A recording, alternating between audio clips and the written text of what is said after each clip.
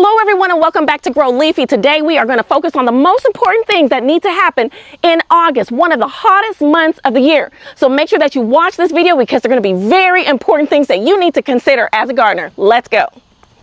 Today I'm not actually in my own garden, but if you notice, I am in a absolutely beautiful garden that is one of my friends.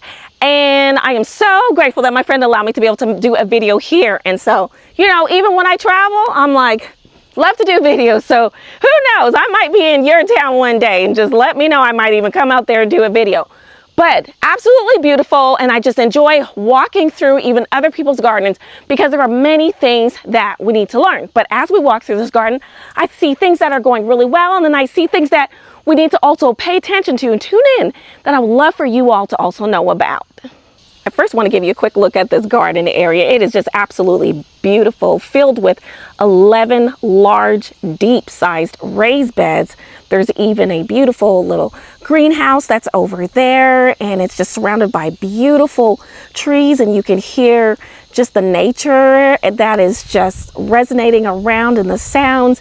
And I just recently saw a deer just a few minutes ago before I started recording this video, but I just wanted you to get an outlook on just this beautiful gardening space that has a lot of space for growing foods.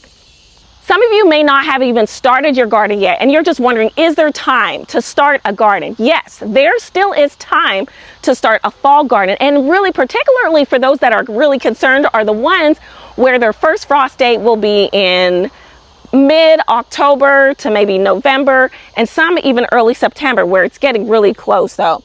But mine, for instance, is in about 80 days. But this is a cucumber. Now you can get some varieties where the cucumber still will be days to harvest, maybe it's 70 days, you know, it's maybe cutting it close, or maybe 60 days. So when you're looking at seed packets, make sure you look and see, first of all, how many days until the time that you start it, sow it, and start the seeds to the day that you would harvest it. And you also want to consider your first frost date. So you want to think of your first frost date. Mine, I believe, is around October the 15th. And so anything that I plant, I want to make sure that I am able to harvest it, maybe I would say by the 65 days. That way it's not running too close to the first frost, especially if you're still trying to grow a summer crop. Yellow neck squash is another thing, or even zucchini squash. You may have some time to be able to plant. And for many of you, if you have 80 days or 60 days, you may have just enough time to be able to have a harvest or two. And so you want to get that started right now. If you were not able to grow that summer squash in the summer, you still maybe have time to be able to harvest it before your first frost date. Cherry tomatoes. You may have the opportunity to be able to do this. I was just at the store just actually yesterday, and I'll post this video for you to look at. And one of the plants that I picked up was some cherry tomatoes, and it was only 60 days. So if I have not had the opportunity to plant tomatoes, now would be a good time for me to get started with that. Swiss chard is another plant that you can grow as well. It also grows pretty well in the summer. I usually grow it in the summer, but also it's a great cool loving crop as well. And so it's something that also grows very quickly. You cut it, you come back again, you can eat it and harvest it, and so you don't have to cut the complete plant. But this is something that I would definitely say would be a great leafy green to add into your garden space. If you're starting your seeds, you can start them indoors, you can start them on a patio, or you can direct sow them as well.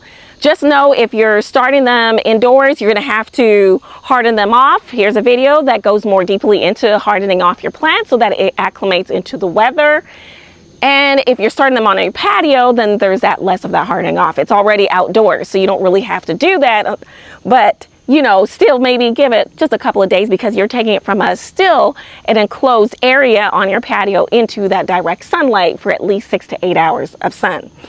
And the other thing is you can direct sow it, but just know that as soon as your plants just really start growing, and especially if they're cool loving crops like your Swiss chard or anything that loves cold weather, you want to make sure that you put some kind of protection around it. It could be a shade cloth, something, because it does not like the heat. It is not heat tolerant, and so you also need to protect it, particularly your cold hardy crops that you may be growing and starting in August. It's raining now, but if you see any raindrops on my camera, that's just because it's raining. But we're going to work through this. So pest management, that's what I want to talk about. Very important is that there's many different pests during this time that are just too hot to trot, and they're coming through during August, July, and they're causing a lot of damage in the garden or maybe on your plants and sucking out the life of your plants. You know that I've dealt with issues of the vine borers. I've dealt with issues with aphids and caterpillars and just many other things. Now right here in this garden, oh my gosh, I'm really getting rained on, but I gotta get this video done. Listen, y'all better give me a like on this video because I'm getting rained out to make this video. But anyways, on this bean plant, there is something called kudzu. This is the first time that I learned about this because I'm out in Chattanooga and I don't live out here. I live in Kentucky and I've never seen a kudzu. It is basically the family of a stink bug. So if you squish them, you'll get really smelly stains on your hand and might even irritate you. But this plant is basically infested with it. I do not know how to manage it at all because like I mentioned, I've never had to deal with them, but they are basically all over the South. It is native to Asia and it basically showed up in the United States back in the 1800s when the kudzu plant was brought over here. As you can see, they come together in a large mass. So I'm going to link in some information that I can find from a local county extension's office or an article so that if you're dealing with this pest issue, you're able to know what you can do to deal with it. I have not really read up or found that much on organic prevention strategies that's really effective, but I'll still post an information for you. Inspect the plants daily. If it is infested, then remove the plant so that it doesn't cause harm to any others. If it's just slight, then you may be able to just use some organic prevention methods. And check out some of my videos here in my playlist on YouTube that just shares some information on what I've dealt with and what I've used. But just make sure that you do check daily so that you can prevent an infestation. Heat protection. Now, I already mentioned this about the heat, but it's very important that you protect your plants. Now, I know we say at least 6 to 8 hours of sun, plants do need that. But in some areas, some of you do not have any protection with shade or anything like that. And so oftentimes your plants will get very stressed out. They will the leaves will flop over just to really preserve their energy and everything, just to save it. And then in the evening, you'll see it perk right back up. But you really just want to do your best to protect your plants, particularly if they are cool loving crops that you're starting to put into your garden. You want to, like I mentioned, put some shade cloth or something over it to protect it. Or maybe plant some of your things in pots and then put the pots in shaded areas where it will get both sun and some shade so it's not in the direct sun. But then also some plants are really struggling, even the summer crops, with the over excessive heat that we have in the heat wave. And it's just been like that for the past couple of years, I noticed. And so you want to make sure that you're giving them the protection that they need. Next thing is deep watering. Watering is very important, and especially during those hot temperatures, you want to make sure that you are deep watering, You want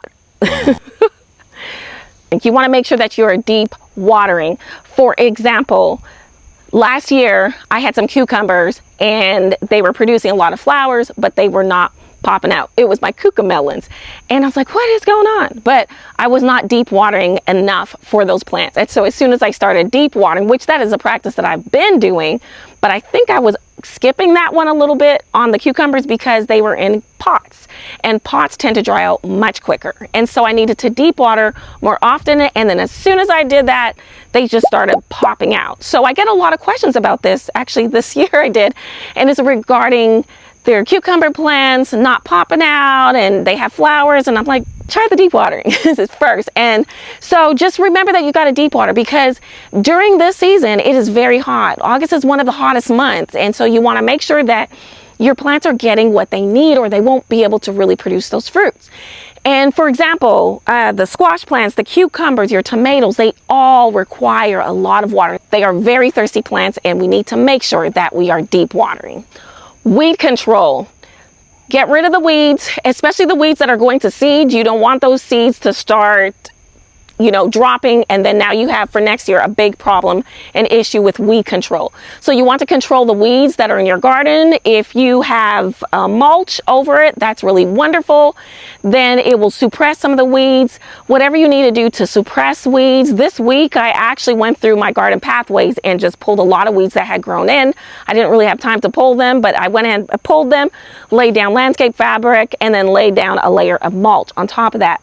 But in your beds, if you have raised beds, you may have less weeds. You'll still have weeds, but sometimes they're easier to pull out. But if you're growing right in ground, then you're right there with the grass and the weeds, and it's just really difficult. But you want to stay on top of that and do whatever it is that you can do to prevent the weeds with weed suppressions. Like, make sure you're laying down a thick layer of mulch that will also protect the soil, that will also retain water, that will also help to keep that soil cool, and make sure that it's not exposed to the elements, into the sun and the weather and the runoffs from hard rain. You want to make sure that you protect your soil, and you want to make sure that you are suppressing the weeds, and then that you are pulling them when you start noticing them. And it is so much easier to pull them while they're young, because they are not very rooted, than waiting till they are large and then they're competing with your plants, robbing your plants of the nutrients, and then they're harder to take out, and then maybe the roots have to attach to your plants and it's now difficult to separate. So stay on top of that.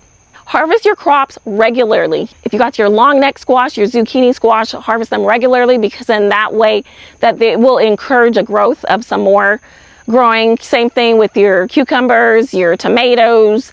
I trim off some of my lettuce and my Swiss chard, some more grows back. And so a lot of the plants are like that. So you want to make sure that you're staying on top of that, so that it encourages more growth, so that you can get a lot more of a harvest, and so that if you have a lot more than you even need, you can start maybe even sharing it or preserving it for the winter time.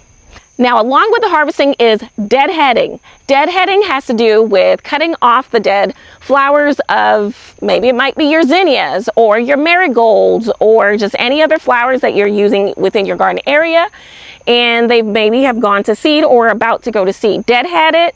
You will have more that grows back. You should also do the same for your herbs as well, because the herbs will start growing their flowers and you can start doing the same. Now, my basil plants are so much more bushier, so much more full, and so I'm picking that off so that it can grow so much more basil leaves and not go to seed. So you want to make sure that you stay on top of that, and so that you can get a better harvest, so that you can preserve your garden herbs, and so that it can continue producing until it's time that you're finished with that and ready to stop growing it in your garden for the season.